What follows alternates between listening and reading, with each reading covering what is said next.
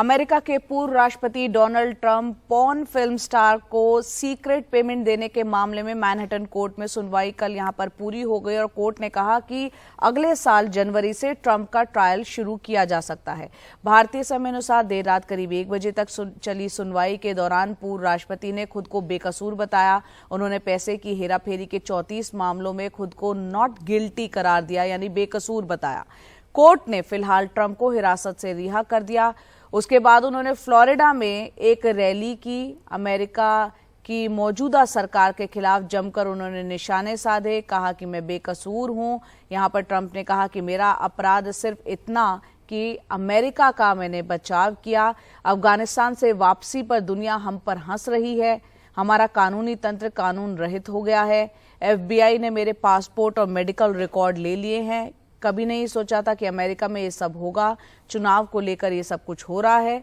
चुनाव के चलते ही इस तरह के फर्जी मामले लगाए गए हैं। ये तमाम बातें फ्लोरिडा में रैली में उन्होंने कही। आपको बता दें कि अमेरिका के पूर्व राष्ट्रपति डोनाल्ड ट्रंप पर आरोप है कि उन्होंने 2016 में राष्ट्रपति चुनाव के दौरान पॉर्न फिल्मों की एक्ट्रेस स्टॉर्मी डैनियल्स को अपना मुंह बंद रखने के लिए $1,30,000 दिए थे। ट्रंप ने पैसे अपने वकील माइकल कोहेन के जरिए दिए थे। And I never thought anything like this could happen in America. Never thought it could happen. The only crime that I have committed is to fearlessly defend our nation from those who seek to destroy it. They attacked me with an onslaught of fraudulent investigations. Russia, Russia, Russia. Ukraine, Ukraine, Ukraine. Impeachment hoax number 1. Impeachment hoax number 2. The illegal and unconstitutional raid on Mar-a-Lago, right here. They're lying to the FISA courts, the FBI and DOJ relentlessly pursuing Republicans, the unconstitutional changes to election laws by not getting approvals from state legislators. And now these radical left lunatics want to interfere with our elections by using law enforcement.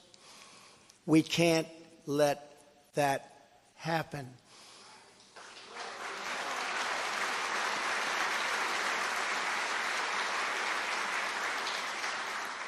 With all of this being said, and with a very dark cloud over our beloved country, I have no doubt, nevertheless, that we will make America great again. This fake case was brought only to interfere with the upcoming 2024 election, and it should be dropped immediately.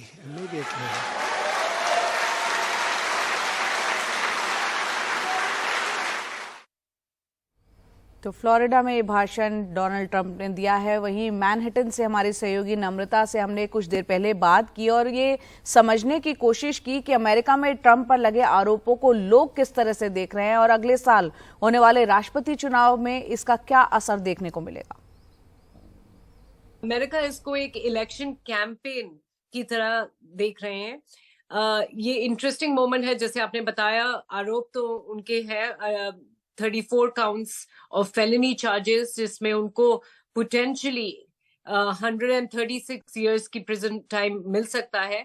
हम जानते हैं बहुत lawyer से बातचीत करके कि ये conviction बहुत मुश्किल होने वाली है इस सब्जेक्ट के ऊपर, जो बिजनेस फ्रॉड का केस है, जो आपने बात की है। $130,000 जो उन्होंने एक पॉर्न स्टार को cover up election campaign finance के रूल्स को ब्रेक करते हुए किया है। At least that is the allegation, लेकिन इस पे कन्विक्शन अनलाइकली है। तो इसके बाद लेकिन बहुत सारे और केसेस आ सकते हैं। वो हमने सुना डोनाल्ड ट्रंप को अपनी स्पीच पे भी कहते हुए कि ये केसेस जो पोटेंशियल जनवरी 6 का केस या इलेक्शन इंटरफेरेंस इन जॉर्जिया का केस या डॉक्यूमेंट्स छुपाने का अपने पर्सनल रेजिडेंस मार-आ-लागो का केस, वो सब केसेस दूसरे स्टेट अटर्नीज अब कुछ महीनों में वो भी प्रेजेंट कर सकते हैं। लेकिन अब देखा जाए तो ये बिल्कुल एक इलेक्शन स्पीच, एक कैंडिडेट की स्पीच लग रही थी। ये एक क्रिमिनल और डिफेंडेंट की स्पीच नहीं लग रही थी, जो कुछ घंटे पहले ही ऐसे काउंट्स पे एक ऑर्डिनरी क्रिमिनल की तरह former president of United states एक मैनहट्टन क्रिमिनल कोर्ट पे खड़े थे, उनकी फिंगरप्रिंटिंग हुई थी और ये चार्जेस उनको उनके ऊपर लगाए थे, उनका अरेस्ट हुआ था। लेकिन ये अब अपनी 2024 की इलेक्शंस के लिए तैयारी कर रहे हैं। ट्रम्प एक अद्भुत सा ही केस है, ऐसा पॉलिटिशियन कम ही हमने देखा है विश्व में, ऐसे पॉलिटिशियन जिसने अपनी डिसएडवांटेज को एडवांटेज चेंज कर दिया है, and it has happened so many times Donald Trump की केस में।